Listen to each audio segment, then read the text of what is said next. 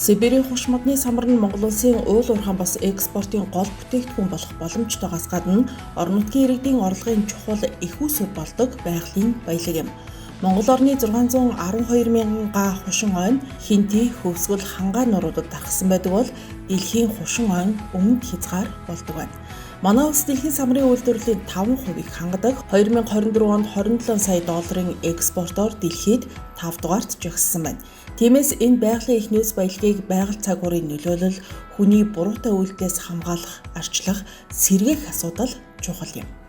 Байгалийн энэ баялагийг зүй зохистой ашиглах хүрээнд Европын холбооны Монгол дахь төлөөлөгчийн газрын захиалгаар хушны самрын хөгжлийн төлөөх нэмэн үртгийн шинжилгээ судалгааг хийсэн байна. Судалгааны хүрээнд байгаль орчин уур амьсгалын өөрчлөлтийн яам болон ойн газар, хушин ой бүхий орон нутгийн удирдлага, ойнгууд, самар бэлтгэн нийлүүлдэг иргэд аж ахуйн нэгжийн төлөөлөлтөй 30 гаруй удаагийн уулзалтыг зохион байгуулжээ. Дээрх судалгааны ажлын хүрээнд ойнгуудын төлөөлөл, мэрэгжлийн судлаачид, тусгай хамгаалалттай бүс нутгийн байгаль хамгаалагч нарыг оролцуулсан хэлэлцүүлгийг зохион байгууллаа. Энэхүү хэлэлцүүлгээр хушин ойг хамгаалах, хэрхэн нөхөн сэргээх, самар бэлтгэх явцад аж ахуйн нэгжид тулгарч байгаа асуудлыг хуулийн хүрээнд яаж зохицуулах вэ гэсэн асуудлуудыг хамтдаа ярилцаж санал солилцлоо.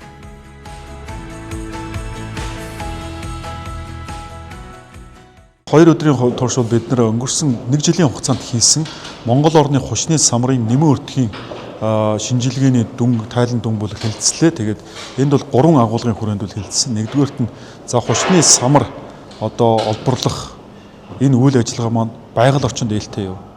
За эдийн засагт хэр үр өгөөжтэй. Тэгээд нийгэмд тустай юу гэдэг 3 чиглэлийн судалгааны ажил хийгдсэн. Нэгдүгээрт нь бол эдийн засгийн хувьд бол маш өндөр үр өгөөжтэй буюу жилд 100-аас 200 сая доллар хөрөнгө одоо Монгол улсад гаднаас доллар валют оруулж байгаа ийм салбар байна. Энд бол нийтдээ 60 мянган хүн ашиг хүртдэг буюу орон нутгийн одоо амжиргааг тэтгэх гэдэг бол хамгийн гол хөрөнгө оруулалт болж байгаа салбарын нэг яалтчгүй болсон байна. Дээр нь сүүлийн дэлхийн чих хандлагын одоо хараад үзэх юм бол самрын эрэлт хэрэгцээ бол өсөж байгаа юм байна. Тийм учраас үнэн дагаад өсөж байгаа учраас энэ бизнес бол цаашдаа нэмэн өртөг шингэсэн.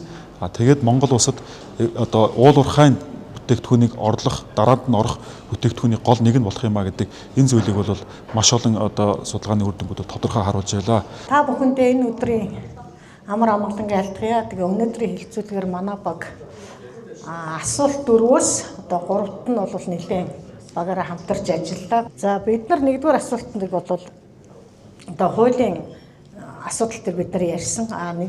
Энийг бол манай баг үзэхдээ бол бид нар нэлээд ярилцаад хуулинд бол өөрчлөлт оруулах нь зөв юм а гэж үзсэн. Ягаад гэвэл одоо нэлээд одоогоос нэлээд хэдэн жилийн өмнө гарсан хууль учраас одоогийн хууль нь бол цаг хугацааны хувьд бол одоо хуульд одоо өөрчлөлт оруулах бүр шаардлага байна гэж үзсэн. Нийгмийн нөхцөл байдлын хувьд одоо цаг агарын дулаалтай холбоотой тэгээд энд бол одоо өөрчлөлт оруулах нь бол зайлшгүй одоо шаардлага байна гэж бол үзэж ярьсан. За хоёрдугаарт нь бол хамгаалах гэдэг дээр бид нэр авч хэлцлээ. Одоо Монгол улсын хэмжээнд бол дархан цаазт газар, тусгай хамгаалалттай газар, байгалийн зохицол газар, нөөц, дурсгалт гэсэн газрууд байна. Энэ дээр бол бид нар дархан цаазт зогсмор газрыг бол онцгойлон авч үзсэн. Яг тэгэхээр богдуулын одоо дархан цаазт газар бол манай Монгол орны хувьд бол онцгойлон авч үзэх шаардлагатай газар гэж үзсэн. Яг гэвэл хүн урсгал ихтэй, ингээд аял жуулчлал болон одоо энэ байгаль хамгаалагч нь бол маш их ачаалттай ажиллаж байна, хүн хүч хөрөлцөхгүй байна. Богдын дархан цаазт газрын чинь болохоор хинтээ нурууны одоо өмнөд хэсэг бөгөөд одоо эрсэл ихтэй газар учраас 8-аас 11 сарын хугацаанд одоо төрийн өндөржүүлсэн бэлэн байдалд авч энийг хамгаалах нь одоо өнөөдрийн бидний ярианы сэдвээс бол чухал юм а гэж үзсэн. Дархан цаазт газар маань одоо хэвтээ тэнглэг буюу нийслэл орон нутгийн мэдэлд очих юм бол газар олголт тэгээд одоо орон нутгийн суурьж байгаа иргэдийн хөдөлгөөн одоо хянаж байх тийм боломжгүй болох учраас одоо яамныхаа хэмжээнд байжгаад яамныхаа хэмжээнд манай богд бол хариалагдчихсэн зүг болов гэж. Одоо өмнө одоо манай богдуулаас одоо тасалж одоо авсан нийслэлийн мэдлэлд орсон одоо энэ айдсын даваа яармгийн даваа хэсэг бол одоо ингээд суурьчлийн бүс болчоод нөгөө дархан цаазт бүс биш болчоод байгаа учраас манай хэсэг үзээд одоо энэ богдуулыг бол яамныхаа мэдлэлтэй явахсан зүг болов гэж бодож байна. Гурав дахь нөхөн сэргээлтээр болохоор одоо бусад тусгай хамгаалалттай газрууд болон одоо самартай орон нутгийн бүсүүд бол одоо өөр өөрийнхөө орчин зохицуулаад бүстэй ямар хязгааралтай бүс байхаа нөөцөө тогтоогод орон нутгийнхаа иргэд дээр ашиглуулад одоо Монголдо бол одоо энэ нэмэн үртгэж ингэж гаргах нь зөв юм аа гэж одоо манай хэсэг бол үзсэн. Нөхөн сэргээлтийг л одоо орон нутгийн дээр аж ахуйн нэгжүүд одоо энэ самрын зөвшөөрөл авсан аж ахуйн нэгж иргэд бол нөхөн сэргээлтээ хийж одоо авсан аж ахуйн нэгжүүд бол хийж явах нь зөв юм аа гэж бодож байна.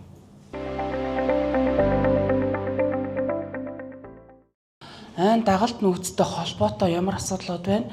Бусад шийдлүүд нь бас юу хийж болох вэ гэдэг талаар бид өгтөөс товчхон бэлтгэлээ. За нэгдүгээрт нь хууль тогтоомжийн оюутай холбоо. Жишээ нь энэ дөр болохоор ойн тухай хуулийн дээр дагалт аялыг дагалт аялаг гэж орж ирж байгаа бол банаад байгалийн ургамлын тухай хуулийн дээр үрийг нь салгаад 20 ургамал руу оруулждаг. Тэгээд дагалт нөөцийг бэлдэж байгаа тохиолдолд хууль ёсоор бэлдсэн гэж үзэх юм бол 20 ургамлын тухай хуулиараа нөгөө бэлтгэгч хууль ёсоор бэлдэж байгаа тал дээр асар өндөр одоо экологи эдийн засгийн хариуцлага хүлээлгдэг. Хоёрт нь болохоор дуудлага худалдаа. Аж ахуйн нэгж байгууллага дээр татрын дарамт үүсэж байгаа. Нэг нь болохоор дуудлага худалдаа гэдэг дэнчингийн мөнгө байршуулгуудаа нөгөө хийх өрөвдөл үүсгэн.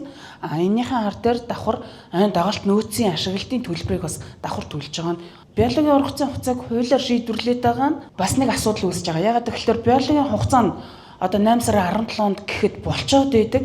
Хуулийн хугацаагаар болохоор сайдын тушаал гарна, дахиад дуудлага худалдаа зохион байгуулна ингээд 1-2 сарыг авдаг. Энээсээ болоод нөгөө дагалт нөөц нь байгалийнхын жамаар болцсон гүзэд унчхлаар дагалт нөөц байхгүй, хоос юм дээр нөөц тогтоодог гэдэг асуудлыг анги дээр журмаараа шууд хариуцлагыг нь хайдаг.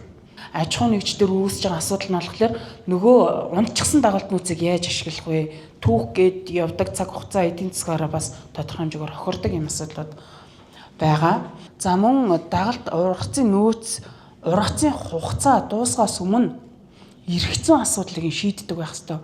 Дуудлага худалдаа бол захимаар болж байгаа. Захимын артал одоо хин ямар мафийн сүлжээ үүсгээд яаж оролцож байгааг мэдгүй. Гэтэл яг тухайн орон нутагт ойн санг одоо тодорхой хэмжээгээр хамгаалж ашиглаж байгаа нөхөрл аж ахуйн нэгж малчтын төлөөл одоо тэр ойн сангаас хараат нийгэм эдийн засгаа зохицуулж идэг хүмүүст хүртээмж багтаа энэ асуудлууд дээр гарц гаргалгаа шийдэл нь юу байж болох вэ гэхээр мэргэжлийн байгууллага гэдэг имийг байлгах нь зүйтэй гэж үзэж байгаа. Гуравтаарт нь болохоор хуршин нөхөн сэргээлт. Энэ нь болохоор мод үржүүлэг тэрбум мод одоо үндэсний хөдөлгөөн үүснэнтэй холбоотойгоор мод үржүүлэг дээр байгаа тарьцуулгацын үнийн өсөлтийн хөөрөгдлийг маш их үүсгэсэн. За үүнтэйгээ холбоотойгоор үр өсдөг хийдэх үнийн хөөрөгдөлтэй холбоотойгоор ойжуулт хэмжээгээр нөгөө тарьцны худалдаа авалт хийгээд ойжуулт нөхөн сэргээлт хийдэг аж ахуйн нэгж байгууллагууд дээр бас нэлийн дарамт үүсэж байгаа гэж харж байгаа. Тэгэхээр эдгээрийн шийдэл нь болохоор аж ахуйн нэгж байгууллага дээр хуршин нөхөн сэргээлтийг одоо бүр яг үүрэг чиглэл одоо ашиглагч нь нөхөн сэргээгч хамгаалагч бай гэдэг үнд зарчмыг байраад нөхөн сэргээлтийг одоо ашиглаж байгаа аж ахуйн нэгж байгууллага бэлддэг байх хэрэгтэй. За дараагийн нэг асуудал нь болохоор уур амьсгалын өөрчлөлтийн сангийн зарцуулалт тодорхой бус гэж байгаа. За яг өнгөрсөн тогтолцоогоор бол дуудлага худалдаа болдог. Дуудлага худалдаанаас орж ирж байгаа орлогын 50% нь уур амьсгалын өөрчлөлтийн сан гэдэг одоо яамны харинд байгаад байгаа. Гэтэл энэ сан руу 50% нь яваад 50% нь орон нутаг дээр үлддэг.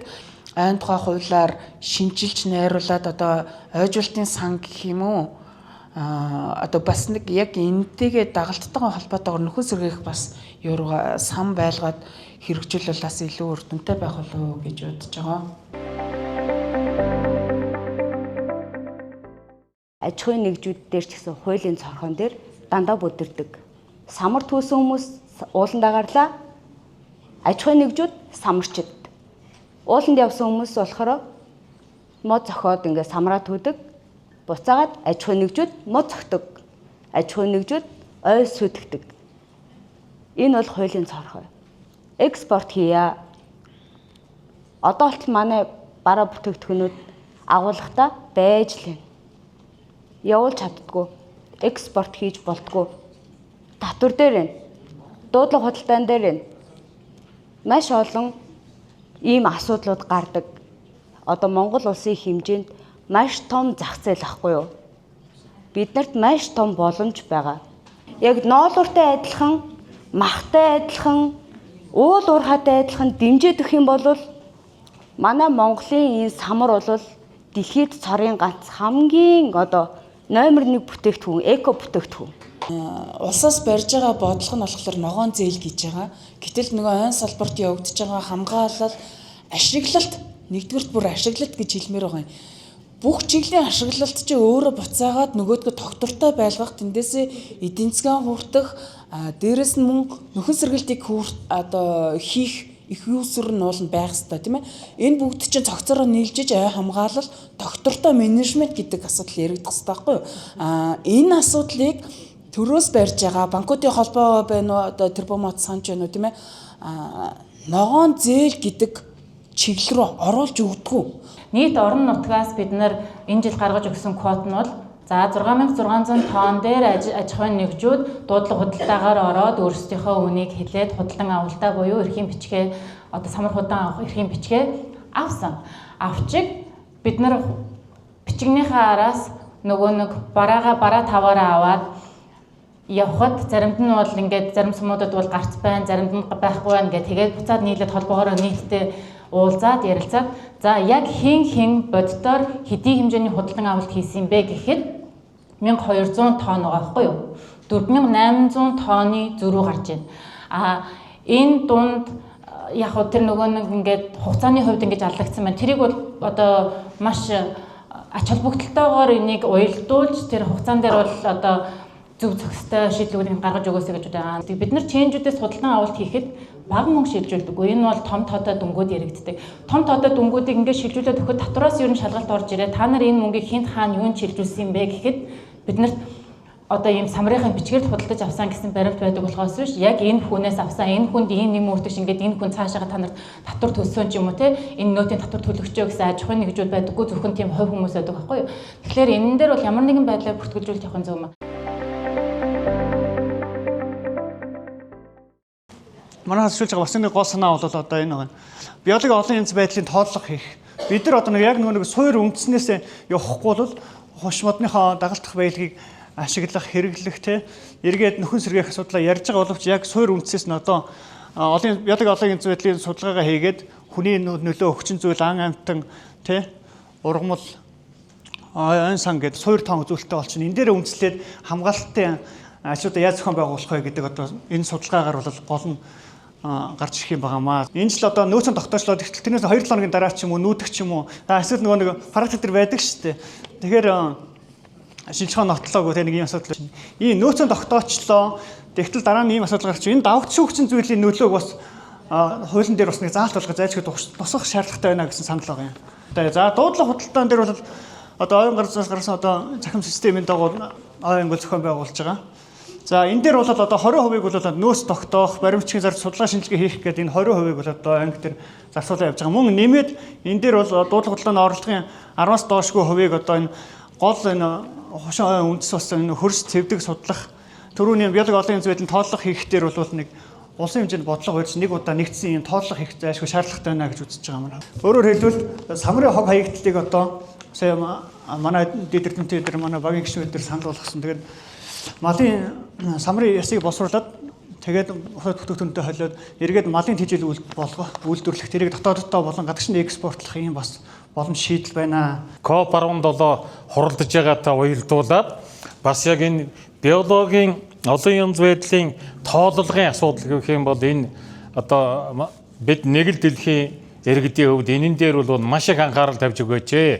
Биологийн олон янз байдлын үнэлгээг жоохон хууль юм уу дүрм юм хүмүүнээс гадна бас жоохон анхаарал тавих нь чухал байна. Богд уул гэдэг ингээд чинь энд юу аялал жуулчлал юу гэнэ ингээд энд ингэснээс тэнд биологийн төрөл зүйлийн тооллого хийгээд үнэлгээ гаргаад ингээд явах юм бол энэ бол маш хүнд байдалд орсон байж байна. Thank you very much for sharing all your insights with the colleagues today. I am learning from you, so I have no answers for you yet. Our project is just still starting, and we are collecting information from events like this, a lot of stakeholder meetings. So I am sorry that I will disappoint you. I don't have the answers, other than that the policy environment is critical, and coherence of the policy environment is critical for stimulating investment in forest-based industries and forest-based value chains. So I think all of these inputs are very valuable. I'm hearing them. Our project will not be able to resolve all of them, but we'll be happy to engage with government counterparts to support them in identifying key barriers to stimulating forestry-based and forest-related value chains and investment.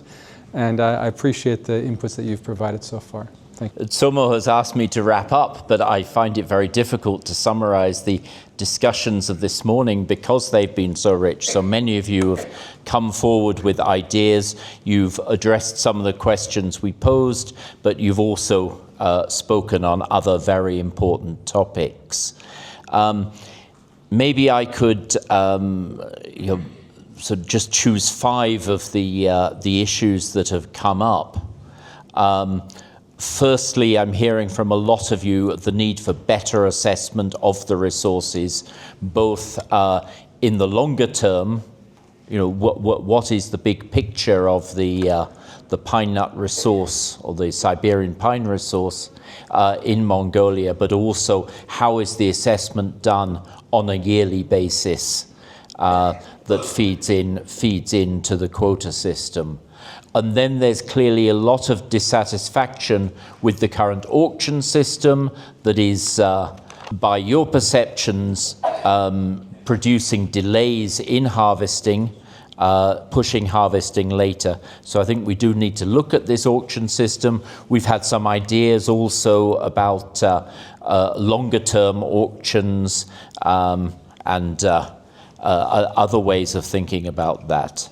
So then something that's very strongly come up is the use of the resources. So the pine nut harvesting and processing is generating resources. Some of this is said to be going into a climate change fund.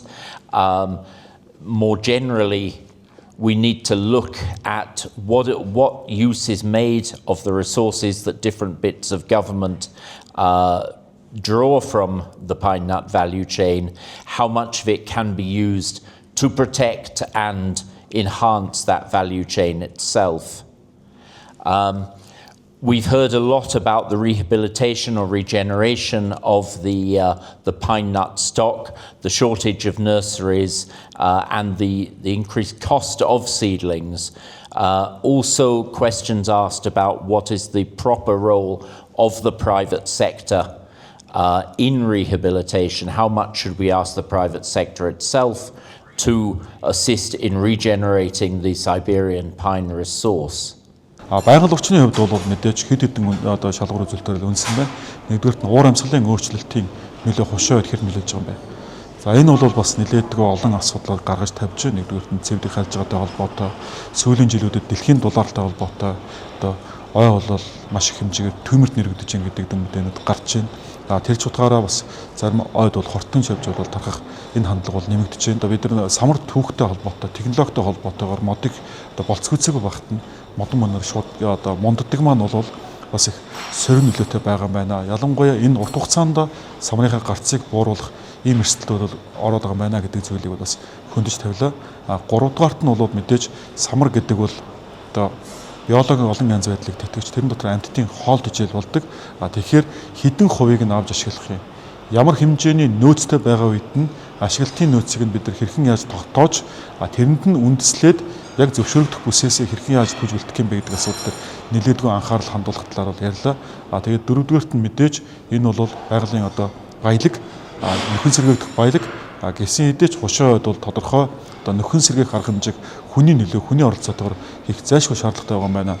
Тэгэхээр юун дээр хэрхэн яаж одоо бид нар одоо хошин ойгоо нэмэгдүүлэх вэ? Таримл хошин ой бий болгох уу?